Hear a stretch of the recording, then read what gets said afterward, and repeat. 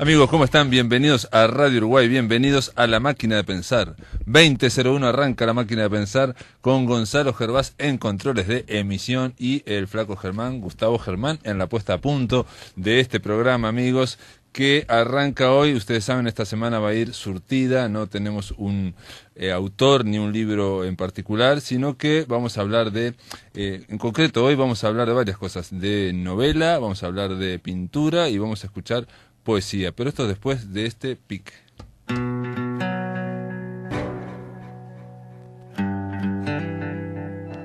Martín Bentancor y su columna del rescate. Autores olvidados, libros perdidos, escritores ocultos tras la maraña de los años, a la espera de un cíclico rescate.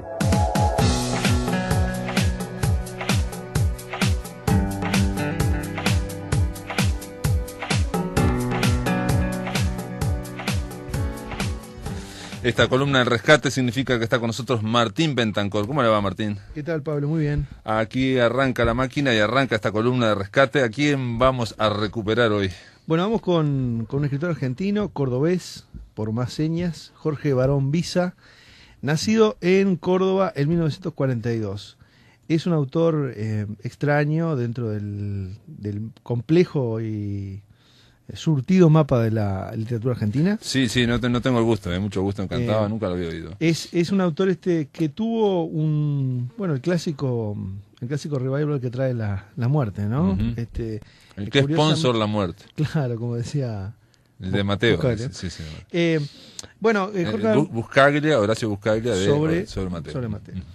Jorge Barón Visa es un autor que es verdad, no es conocido, no ha circulado demasiado.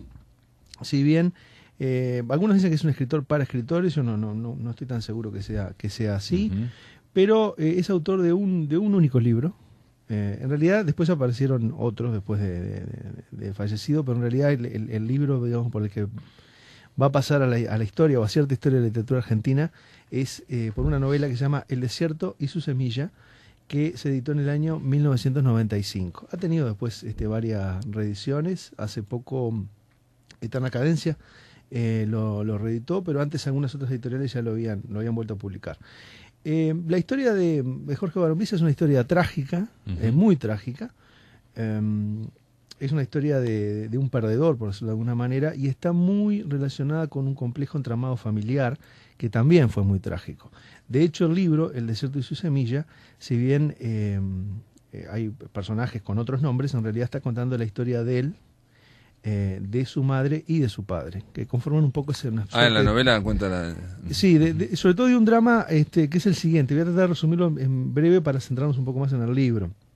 Jorge Barón Visa es hijo de Raúl Barón Visa, que es también un escritor, un revolucionario, un bon vivant argentino, que tuvo una vida muy complicada, financió revoluciones, se financiaba su propia obra, llegó a papelar la ciudad de Buenos Aires promocionando uno de sus libros. Fue acusado de pornógrafo. Uh-huh. Pero en el caso del padre tenemos que hablar que nació como Borges en el 1899 y murió en el 64. Exacto. O sea que es la primera mitad del siglo XX, sí. Digamos, todos esos movimientos, ¿no? Sí, exacto. Antes, digamos, de la gran movida de los 70 y cosas así, ¿no? Exacto. Barón Visa se consideraba él un gran pensador, un novelista de fuste. En realidad sus novelas no pasan, digamos, la prueba. Uh-huh. Pero tiene toda esa aura de personaje aventurero, en fin. En su segundo matrimonio es con Clotilde Sabatini, hija de Amadeo Sabatini, que era gobernador de Córdoba y una figura importante de la Unión Cívica Radical. De esa unión nace Jorge Barón Visa, uh-huh. El autor que hoy traemos. Fue un matrimonio muy complicado, digamos. Ya a los pocos meses se habían separado. Raúl Barón Visa de Clotilde Sabatini. Y durante 30 años tuvieron una suerte de lucha legal entre las dos personas que eran más muy ricas, tenían mucho dinero, provenían de familias mucho dinero. El episodio, el que cierra en cierta forma la vida de Raúl Barón Visa y dispara la novela de Jorge Barón Visa, de su hijo, claro, ocurre en 1964, cuando se reúnen Raúl Barón Visa y Clotilde Sabatini, o sea, con su ex esposa, para tratar temas referidos a un dinero, la venta de unas propiedades, Ajá, con unos abogados ahí de por separación medio. De bienes, Una separación de bienes. Y en un momento que Raúl Barón Visa va a servir un whisky para evitarlos, en realidad vierte ácido dentro del vaso y se lo arroja a la cara a Clotilde Sabatini. Ella queda totalmente desfigurada, pierde gran parte del rostro, tiene que ser asistida obviamente de inmediato, y cuando se la llevan de la casa de Barón Visa sube a su habitación y se suicida. Ese es el episodio que se constituye en el centro de la novela que va a escribir el hijo, Jorge Barón Visa, que se llama El desierto es su semilla, y es la historia de una madre y un hijo que recorren varias clínicas de Milán intentando reconstruir el rostro de esta mujer. Esa es básicamente la anécdota. Jorge Barón Visa en este libro, digamos que lo pone todo. Es un libro muy interesante, es un libro muy difícil de clasificar, de atar a una corriente, a un estilo, a un género. Es un libro rarísimo, mezcla autobiografía incluso con estudios literarios. Él era un gran estudioso de la lengua, sobre todo de las variantes del cocoliche, que es esa suerte de idioma, italiano, argentinizado, digamos, por decirlo de alguna manera. O sea que el libro está atravesado por ráfagas, digamos, de ensayos sobre ese idioma. Es un libro muy extraño, muy disfrutable, cuesta de repente un poco entrarle, pero una vez que uno entra en ese universo que nos presenta Jorge Barón Visa, realmente cautiva. La historia del libro, obviamente, para no ser menos, también fue terrible. Fue rechazado, creo que por algo así como por 20 editoriales. ¿Y de qué año es más o menos el libro? El libro se editó en el 95, pero lo financió perdón, en el 98. En el 95 lo escribió, en 3 años intentó publicarlo sin éxito, y lo publicó con Seymour, incluso pagando él mismo la edición. Esta es esta que traje acá es la edición, la primera edición. Insisto, después el libro ha sido reeditado. Es un libro extraño. La obra que se conoció después de Jorge Barón Visa también es extraña. Tiene un estudio sobre Marcel Proust, por ejemplo, un estudio muy particular sobre Marcel Proust que abreva obviamente en la crítica literaria. ¿Lo leíste? No. Sí. Y lo iba a traer, pero no. Y está bueno, entonces te pareció sí, es muy claro, sí. es un poco como está diletante por momentos. Ajá, es de alguien muy culto que... Pero como que... Eso es muy argentino, ¿no? Muy erudito ¿no? Que se deslizan hacia un lado y del otro, ¿no? Sí, y como que no terminás de encontrar el centro del asunto, por decirlo de alguna manera. Sí. Pero bueno, Jorge Barón Visa fue, entre otras cosas, corrector, editor, traductor, fue escritor fantasma, escribió muchos discursos, Ghostwriter. Muchos artículos por ejemplo, de psicología, de sociología, que lo firmaba con seudónimo. Fue profesor en la Universidad de Córdoba y fue, sobre todo, crítico de arte. Él escribió entre la década del 80 y del 90 mucha crítica de arte plástica en Página 12, Clarín y La Nación.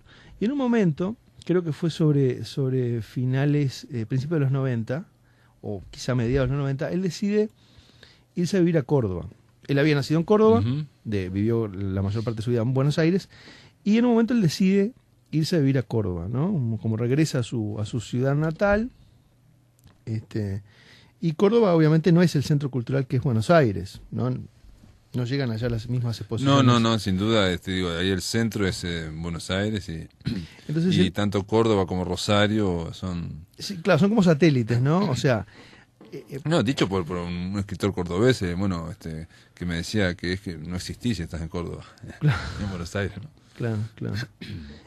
Sí, acá comentamos incluso varias veces, estoy pensando ahora en Filoy, Juan Filoy, ¿te acuerdas que lo comentamos? Sí, Filoy, y bueno, y yo te decía que me dijo, esto fue Luciano Lamberti, un escritor cordobés, que sí, directamente. Lo conocí en un encuentro de escrituras en Maldonado. Ajá. Lamberti ha tenido igual cierta visibilidad. Porque cuando logró llegar a Buenos Aires, claro, cuando lo toman en Buenos Aires. Sí, es la vieja discusión del interior. Sí, dejémosla para otro momento. La dejamos para otro momento. Puedes levantar una tapa que no es necesaria. Bueno, te decía, él cuando Jorge Barón Visa decide volver a Córdoba, establecerse en Córdoba, en la ciudad de Córdoba, él tenía algunas propiedades y había heredado dinero pero se lo dilapidó todo, digamos. Entonces él empieza a trabajar en La Voz del Interior, que es un periódico cordobés bastante conocido, es el más importante de Córdoba. haciendo también crítica de arte, escribiendo unas columnas, en fin. En un momento, La Voz del Interior tiene una crisis, recorta el personal y lo despide a Jorge Barón Visa. Y bueno, eso fue los biógrafos señalan que es como una de las razones, digamos, que lo llevaron al suicidio, ¿no? El hecho de que quedó sin trabajo. Hay que decir que en el 2001 Argentina no era el mejor lugar. No era el mejor lugar para estar alegre ni con ánimo, digo, explotó Argentina en diciembre del 2001, ¿no? Exacto. Este hombre se suicidó en septiembre, pero... Sí, explotó en diciembre, pero ya se venía... Sí, no, eso era horrible, ya estaba, sí. Vos sabés que además de la madre de él, que bueno, después que se le reconstruyeron el rostro, que logró, digamos, regresar a la vida dignamente, porque realmente fue terrible lo que le pasó. Ella también se suicidó a los pocos años. La hermana, o sea, la hija de otra hija de Raúl Barón Visa y Clotilde Sabatini, también se suicidó. Entonces había en el entorno de Jorge Barón Visa todo como una tendencia al suicidio. Incluso en el breve texto de la solapa, escrito por el propio Jorge Barón Visa, lo voy a compartir porque es una especie de anuncio de lo que terminó pasando. Dice así: una gran corriente de consuelos afluyó hacia mí cuando se produjo el primer suicidio en la familia. Cuando se desencadenó el segundo, la corriente se convirtió en un océano vacilante y sin horizontes. Después del tercero, las personas corren a cerrar la ventana cada vez que entro en una habitación que está a más de 3 pisos. En secuencias como esta quedó atrapada mi soledad. Y sigue: por lo demás, nací en 1942, me formé en colegios, bares, redacciones, manicomios y museos de Buenos Aires, Friburgo del Sarín, Rosario, Villa María, La Falda, Montevideo, Milán y Nueva York. Leí Mann, traduje Proust. Viví 30 años de mi trabajo como corrector, negro, periodista, desde publicaciones de sanatorios psiquiátricos hasta revistas de alta sociedad y crítico de arte. Y esto lo firma el propio, obviamente, Jorge Barón Visa. Negro se le refiere a un escritor fantasma, ¿no? El escritor negro es el que no firma. El que no firma y escribe para otros. Ahí va. Él estuvo viviendo unos años en Montevideo, es un dato interesante, creo que 3 o 4 años. Sí, porque el padre también era antiperonista y entonces... cuando él se estableció en Montevideo, cuando el padre se estableció, se tuvieron que venir. Vivió en Suiza también unos años, o sea, era un hombre muy, muy culto. Muy amigo ahora veo acá, de Cristian Ferrer, ¿no? El famoso filósofo anarquista argentino, que parece que hizo un libro, se llama Barón Visa, el inmoralista. Sí, sobre el padre. Sobre el padre. Sí, que es un personaje, o sea, él eran muy amigos con Jorge Barón Visa, pero Cristian Ferrer tiene un libro sobre el padre, que es muy interesante. Sería otro autor que un día te podríamos traer también a la... ¿Ah, sí? ¿Leíste ese libro también? ¿No? Sí. Es que es la única biografía que hay sobre Raúl Barón Visa. Digamos que es una especie de familia maldita, por decirlo de alguna manera, por las propias circunstancias en las que ellos terminaron y en las que vivieron su vida. Leía por ahí algunos testimonios, por ejemplo, uno es de Alan Pauls, que escribió un escritor argentino, ¿no? Que escribió una suerte de obituario tras el fallecimiento de Jorge Barón Visa, y realmente describe los últimos meses de este hombre con una situación penosa, ¿no? Entregado al alcohol, sin perspectivas de futuro. Recordemos que tenía 59 años, o sea, era relativamente joven. Claro. Cuando decide suicidarse el 9 de septiembre del 2001. Es curioso, si buscamos en las versiones digitales de los diarios argentinos del 10 de septiembre, o sea, el día siguiente, la encontramos llena de obituarios sobre Jorge Barón Visa. Todos lamentándose. Todos lamentándose, pero como que nadie hizo mucho por él cuando estaba vivo, digamos. Claro, lo que pasa es que ese año seguramente había mucha distracción también, ¿no? Sí, había varios. Pero bueno, se da eso en las familias, no estamos inventando nada, ¿no? Horacio Quiroga y todo eso, ¿no? Sin duda. Hemingway, ¿no? Familias enteras que parece que hay una tendencia, ¿no? Suicida, ¿no? O sea, genética, ¿no? Hay una, digamos, por lo menos una propensión, ¿no? Exacto. Ahora, cuando son los dos padres, ahí no fue... Sí, es complicado. Ahí no es una cuestión genética, ¿no? Es complicado. Lo importante es entonces cómo él toma ese episodio tan doloroso, biográfico, y lo convierte en una novela que, insisto, o sea, se puede leer perfectamente sin conocer esta peripecia vital, ¿no? O sea, es una novela que funciona por sí misma, que es inclasificable, muy rara, y que en este momento es bastante fácil de conseguir, sobre todo en la edición que acaba de reeditar Eterna Cadencia. Mira Eterna Cadencia, sí, Eterna Cadencia, bueno, son los organizadores del filo, estuvieron por acá, ¿no? Exacto. Son gente que muy movediza y que está sacando libros.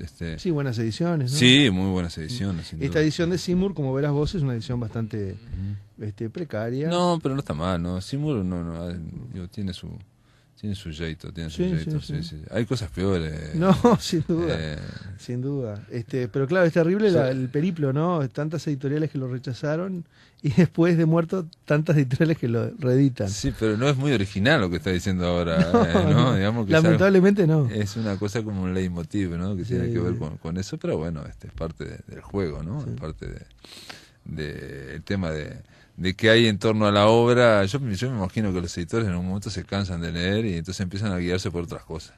Ajá. Y ya está, es eso. Se guían o por premios o con esto, mirá lo que dice otro, ¿no? Claro, sí, o sea, todo lo que puede hacer para contar de no leer. No, claro. pero debe haber algo de eso, sí. Sin duda, sí. ¿No? Una especie de... Sí, un oficio complicado el de editor, ¿eh? Es más, yo he visto varias veces que en estos casos, en otros casos, cuando hay otro editor interesado, ahí sí se interesan. Si no hay nadie que interesado... Y estaba aquel Walker Percy, el que editó a La Conjura de los Necios, ¿no? Que decía que él Kenneth Toole. Sí, Walker Percy el editor, que decía que él leía, cuando llegaba un manuscrito y leía solamente el primer párrafo. Sí. Si no había nada ahí, era un profesor universitario. Sí. Y empezó, dice, y que lo peor eran los libros que no eran ni malos ni buenos, ¿no? Que tenía que seguir leyendo, ¿no? Sí.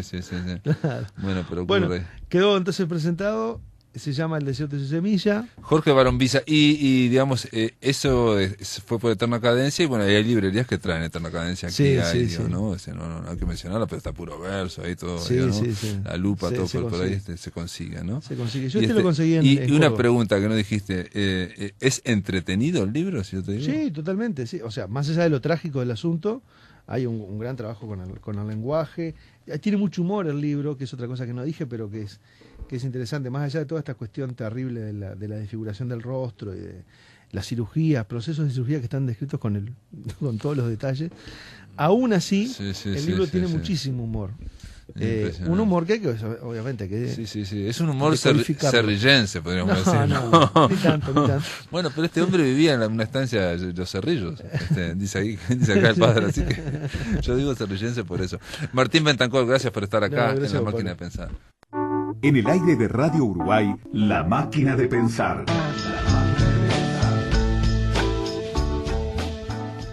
Es un artista visual, Marcos Ibarra, es también un escritor.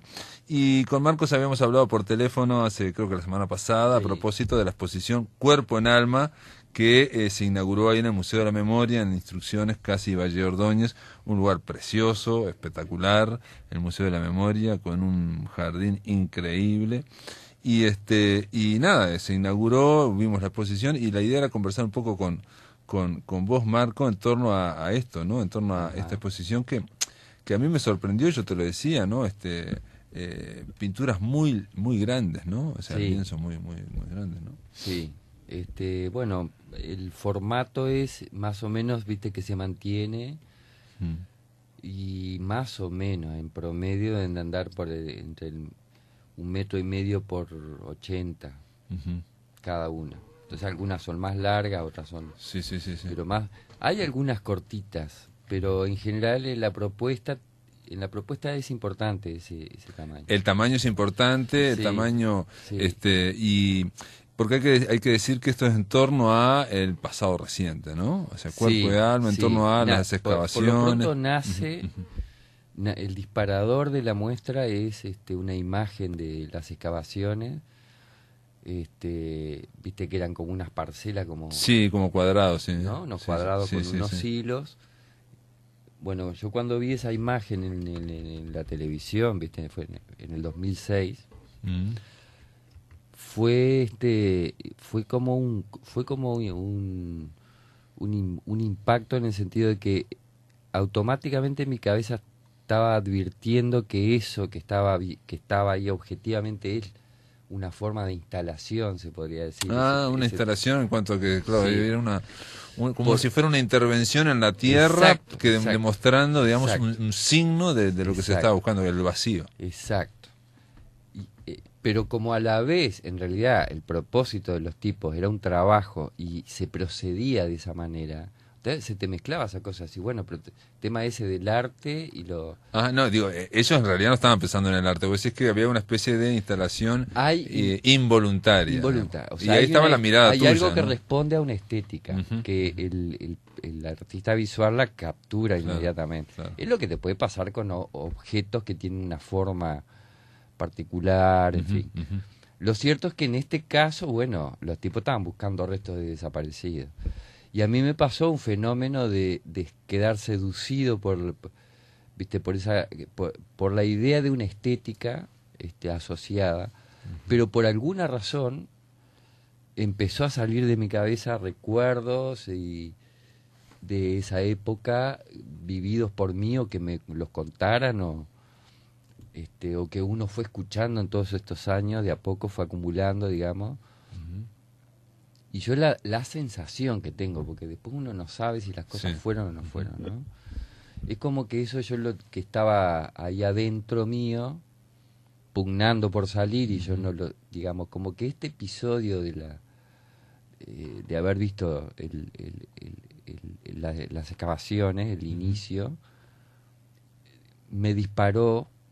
Quizás en otro momento hubiera sido otra cosa, pero fue eso, una necesidad de trabajo estético. O sea, que la anécdota de la dictadura y todo eso estuvo indudablemente en el origen de la cosa. Origen, pero no es lo que se ve, digamos, en tus pinturas. Claro, después, Y tampoco se ve el tema de los desaparecidos directamente, ¿no? Hay muchas escenas que son, digamos, quizás de violencia, algunas, de poder también, ¿no? De gente comiendo, por ejemplo, claro, pero comiendo salvajemente, claro, aludiendo de pronto a algo depredatorio, ¿no? o caníbal casi, todo el tema o sea, grandes burgueses comiendo como si estuvieran desesperados y como decís vos, depredando la comida. Yo, por ejemplo, un área de trabajo que trabajaba con más conciencia que esa era simplemente el cuerpo abordado. Por ejemplo, había muchos inventarios dentro de la tela de nombre, ponerle los nombres de los huesos, los nombres de los músculos, nombres de elementos químicos. Casi todas las telas tienen mucho después alrededor nombres, ¿no? Hay mucho. Eso es otra cosa. Otro tema. Pero en tus telas hay una cuestión de escritura también. Ay, sí. Lo que está incorporado dentro de la pintura, esa escritura es una cosa que no la uso solamente yo, muchos la han usado, y que te funciona como un grafismo. O sea, incluso muchas veces no dice nada, simplemente imitas la gestualidad de una letra. Pero en este caso yo incluía porque digamos, la diferencia con el trabajo que yo venía desarrollando antes en pintura es que acá hubo menos cabeza en el arranque. Sí. La cabeza yo la ponía después. Yo anteriormente trabajaba ya con un lineamiento donde la cabeza respondía a cosas que uno había adquirido de conocimiento. Acá como que desde todo punto de vista, desde el punto de vista formal, de los materiales, el tema de que esa tela mismo no está preparada, no lleva bastidor, no lleva nada. Todo eso no había estado dentro de mi proceso personal en la pintura. Incluso yo había ido a talleres donde ese tipo de... no se alentaba demasiado ese trabajo. Eso es una pregunta que yo te quería hacer, porque digo, y una cosa que a mí me chocó un poco, porque estas pinturas no están preparadas en cuanto que no tienen lienzo, pero aparte están colgadas en la pared, después terminás, las enrollás, algunas están al aire libre. Yo te decía que a mí me dolía ver eso realmente, porque vi, son muy bellas, hay mucha belleza, hay un equilibrio formal muy raro, ¿no? Porque por un lado es muy violento, pero son muy como equilibradas, ¿no? Sí, porque creo, lo que yo me daba cuenta cuando trabajaba era, por un lado yo quería buscar la imagen, viste, que le transmita al otro que vos estás aludiendo a la parte de la miseria del cuerpo o de la miseria del alma, viste, en el caso o de la violencia sobre el cuerpo. O la violencia sobre el cuerpo, viste, o el cuerpo abordado, viste, que lo que está dentro del cuerpo aparece afuera, claro, viste.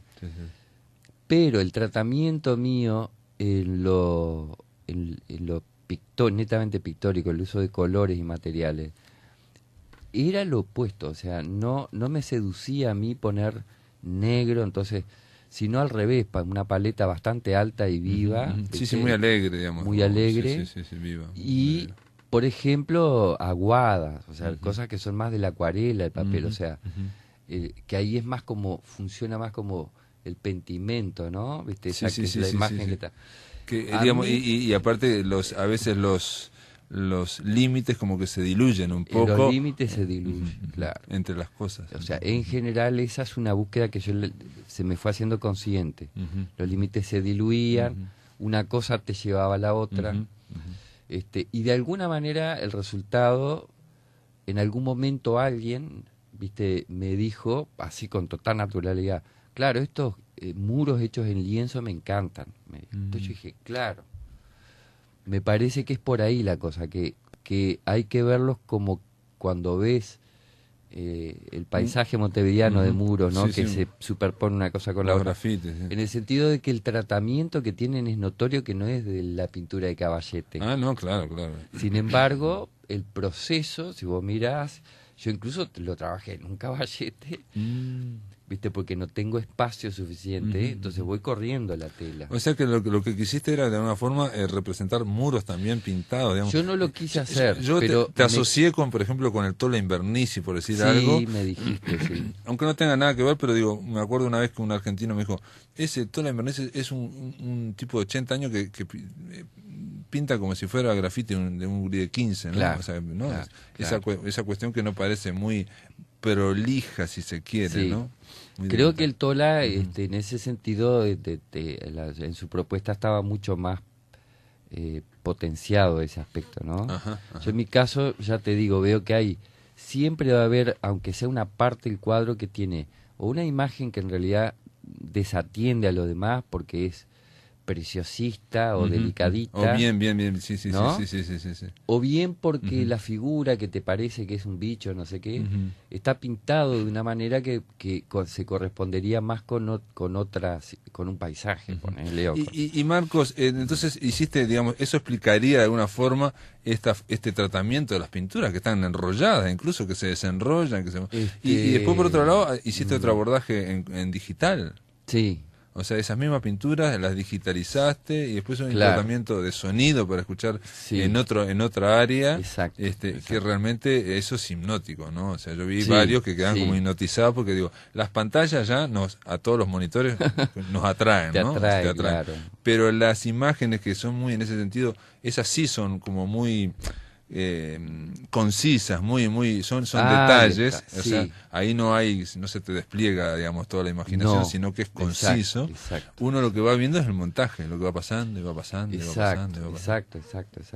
Viste que esas son fotos de partes de esas telas, y el tratamiento digital es bien básico, viste, y más que nada yo sacaba pedazos y dejaba en ese trabajo. Por eso, pero esos pedazos son, digamos, detalles muy atractivos, muy que te llaman mucho la atención. De alguna manera vos como que pones el foco y haces que el otro diga, pero esto, ¿dónde está?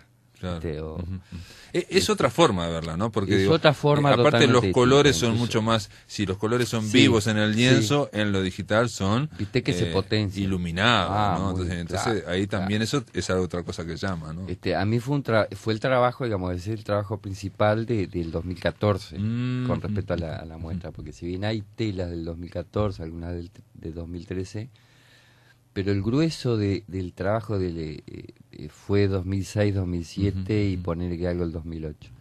¿Y el tratamiento ese de sonido que le pusiste? Bueno, el sonido, viste que es una composición de Carlos da Silveira del año 75, que yo conocía de un disco que tenía del Núcleo Música Nueva.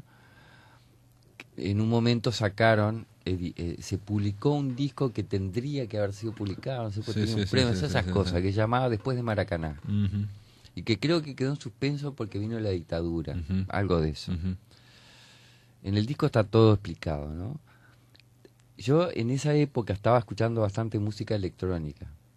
Esto que te digo, ponele que fue en los 80 y pico, 90. Bueno, escucho ese disco después de Maracaná, y el tipo que más me impacta es Carlito da Silveira, porque hace un tratamiento netamente que se correspondía con ese sonido de la música electrónica, ¿no? Me lo encuentro un día y le hago el comentario y me dijo, claro, la gran diferencia es que en realidad este es un trabajo totalmente artesanal, hecho por mí, viste, no con computadora, no con elementos de... Sí, informática. Y bueno, coincide que sí, que hoy, que empezó a aparecer en los 80, 90 un sonido, pero se fue la conversación. Lo cierto es que a mí en realidad siempre esa composición me resultaba, como vos dijiste muy bien, hipnótica, pero además de eso que no podés salir y querés ver que pase algo, ¿no? Sí. Y bueno, un día lo veo cuando estaba armando el video, enseguida se me aparece que ese era el sonido, que o no iba a haber sonido o podía ser ese. Lo encuentro a Carlitos, le pedí autorización para usarlo y coincidió además que lo que yo, pero eso son todas coincidencias, ¿viste? Lo que yo había armado hasta el momento en materia de cuadros, porque son como ¿viste? Queda como diapositivas, que van pasando. Era la misma extensión que el tema de él. Yo dije, bueno, esto es perfecto. Todo te cerraba. Igual también acompaña, en ese ambiente está esa pantalla donde vemos las mismas pinturas, pero detalles de las mismas pinturas que vimos afuera, ¿no? Sí. Que no son las mismas, son otras pinturas, porque el monitor, todo es muy distinto. Todo, sí. Y la música, obviamente también, hay una cuestión ahí media... y después eso está rodeado también de una especie de instalación ahí, ¿no? Sí. Porque yo ahí, bueno, en esa casita que le dicen la casita de ladrillos, bueno, se instalaron otras telas y había unos huequitos ahí que, viste, eso es normal que le pasa a cualquiera, y a mí, yo en mi caso espero que pase, viste, que vos necesitas una cosa que no estaba en el libreto. Sí. Y bueno, me surgió colgando la muestra que yo necesité unas cajitas, que siempre me gustó el tema de la cajita, pero ahí me di cuenta que tenía que ver con esto de la parcela y... ¿no? De lo que hablábamos al principio, sí. Claro. Ese rectángulo. Esos rectángulos, bueno, entonces chiquitos que están hundidos. Son unas cajitas. Y adentro están... claro, yo en una le puse azufre, en otra le puse ácido bórico, en otra tierra. Y pequeños elementos, ¿no? Una tiene un ojito, otra tiene unos muñequitos. De muñecas, esos muñequitos que yo hago desde hace mucho tiempo y los he usado. Entonces como que se completó una especie de instalación, sí, dentro...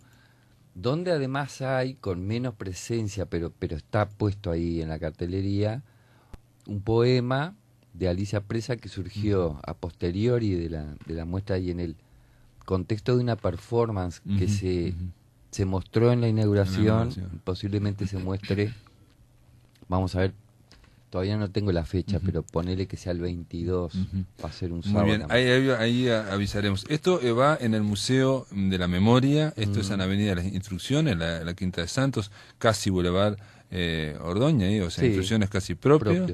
Y esto fue inaugurado, ¿y hasta cuándo va esto? Hasta el 29 de noviembre. Va todo noviembre. Sí. Esto está abierto a partir de las... De 9 a 18. De 9 a 18, salvo los lunes que está cerrado, obviamente. ¿No? Salvo los domingos. Los domingos está cerrado. Cierran los domingos, sí.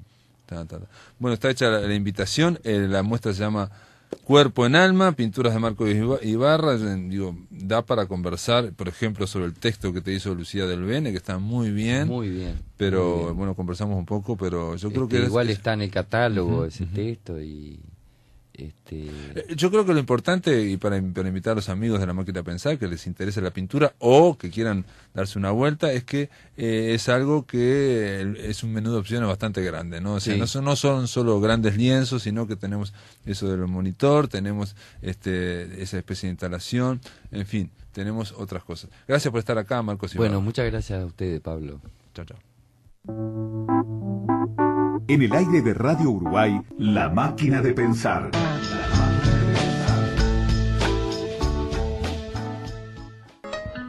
Ahora, amigos, en nuestro bloque, cuando pasa por la voz, el bloque que tenemos para oír a los narradores y poetas leyendo textos de su autoría, vamos a escuchar al poeta Daniel Cristaldo. ¿Qué ocurre cuando el cuento y la poesía pasan por la voz? La palabra a través de la garganta y junto al corazón transforman al texto.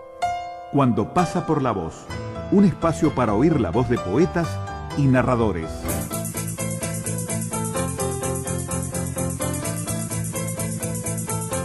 Voy a leer poemas del libro Todo deseo de jardín decide. Abierto está el cuerpo como galerías, intervalos y mampostería de la música o simple humareda.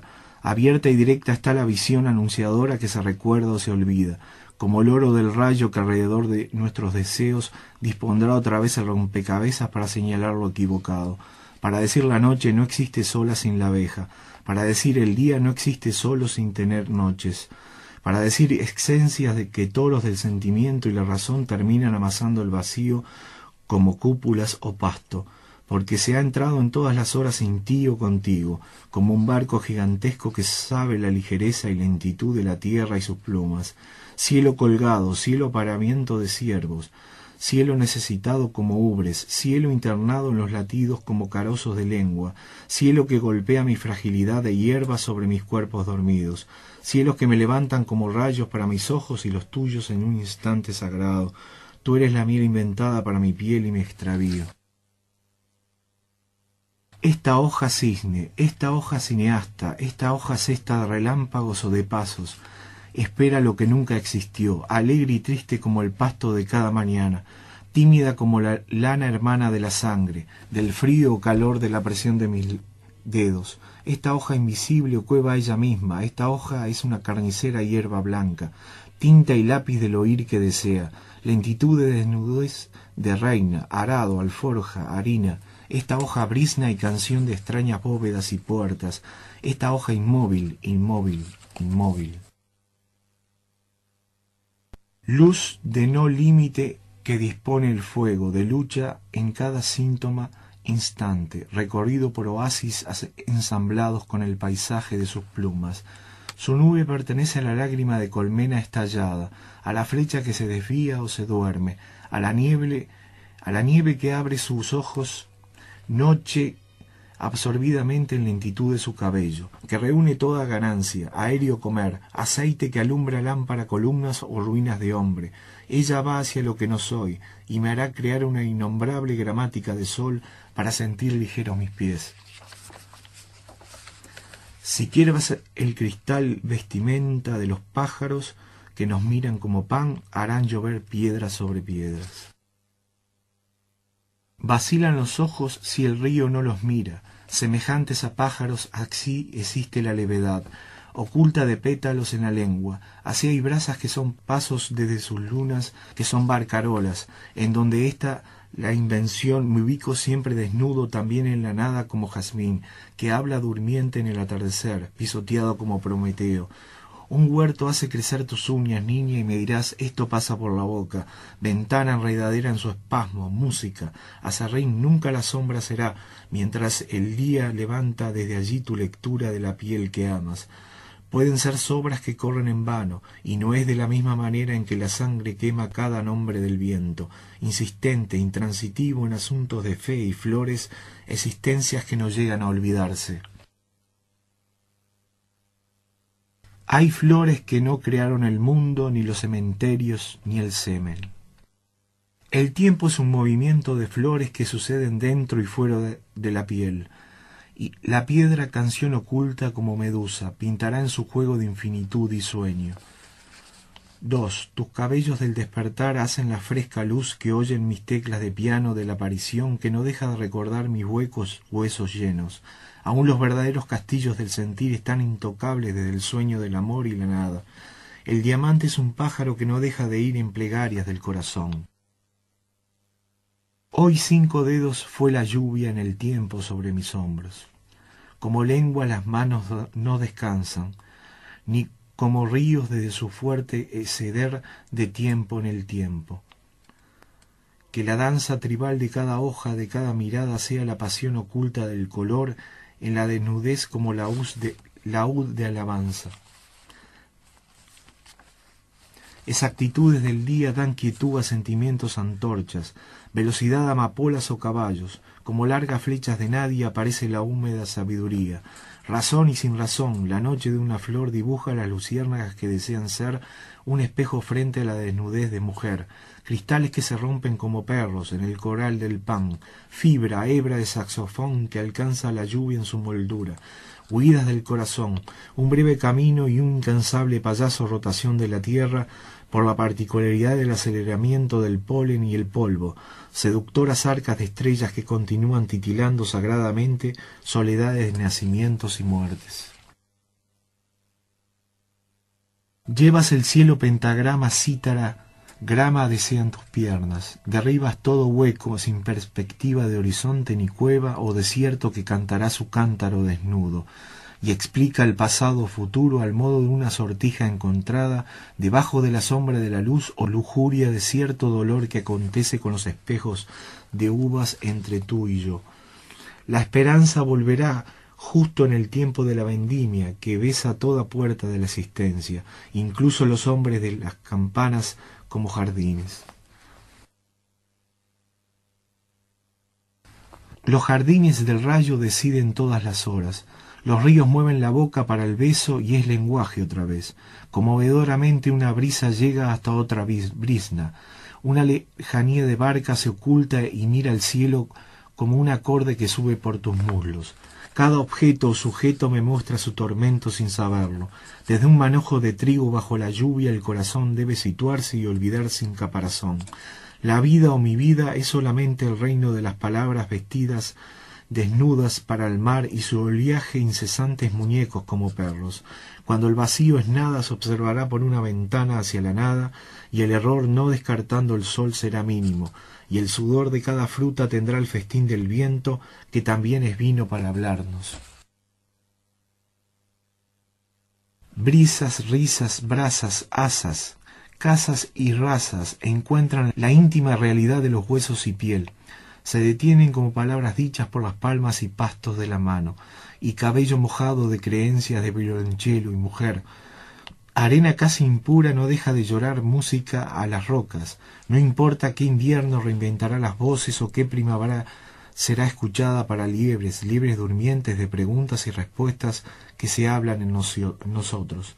Nosotros y buceadoras campanarios de huellas, multiplicada levitación del sentimiento en sentido opuesto a las cadenas del mundo. Semejante a instante de flores que se incorporan y salen de la angosta rama dulcificada incisivamente elevada, bandada de pájaros despegados como monedas de oro, cuya claridad en lo más certero depende del deseo del corazón, que traspasa toda flecha y ensambla con la piedra gotas de rocío hasta su misma locura, el amor es. Y queriendo avanzar encima de nuestras sombras no hemos de ver nada si lo anterior no sucede al modo de una canción de cuna impregnada esencia de lo que está por fuera del presente. Duda puertas como alas caídas en el amanecer o levántalas desde un cristal escogido por tus pechos o salpicaduras orillas unicornio manejando el espacio. 3. Tiempo es un movimiento de flores que ocurren dentro y fuera de la piel. Su distancia es rayo de luz, vuelo de picaflor. Así toda la transformación itinerante de nubes en dedos y los dedos en nubes entrarán senderos inevitables. Y también el barro de una vasija perdida, que es lengua, caminarán de un lado hacia el otro del mundo para la existencia del asombro. Se busca a sí mismo como nervios de llamas entre llamas, multiplica las raíces del mar y el celo, se busca a sí misma carnívora planta o cimiento, ceniciento hocico de oveja, a todo huracán, naufragio, soledad y empuñadura celestial, nunca lejos del don de las uvas o de la resurrección, y jalona y desordena sonidos en blanco que no son desnudos de mujer de cada hoja, vienen del reinado de lo siempre llamado amado polvo de las estrellas, que inauguran pentagramas en la red de la humanidad. Extraña ave dentro del aire es el aire, como la luz las sombras jamás se marchitan, existentes puntos suspensivos de cielo y tierra, con su propio pulsante viento orgía de la presencia, el mensaje, y ocultamientos para desvelar como el último instante del gusano de seda. Vendas de susurros en constancias con el ayer, hoy, mañana y juegos de silencios de tigres. Trama de lo visto y no visto de rocío exaltado y fugaz delante y detrás de nuestros pies, y a la deriva el calor de nuestras manos, y nuestra vida disimuladora de huellas muertas, monos paralelos al corazón. Voces hacia voces indicadoras de miradas que cumplen el inicio de tiempos cardinales. Los ríos de las cosas vivientes y de luto, los extremos de racimos de uvas del perfil de las alas, de pájaros hasta rociar de desnudez los filos de luz dentro de la luz. Bien amigos, esto ha sido todo por hoy, espero que les haya gustado, hasta mañana.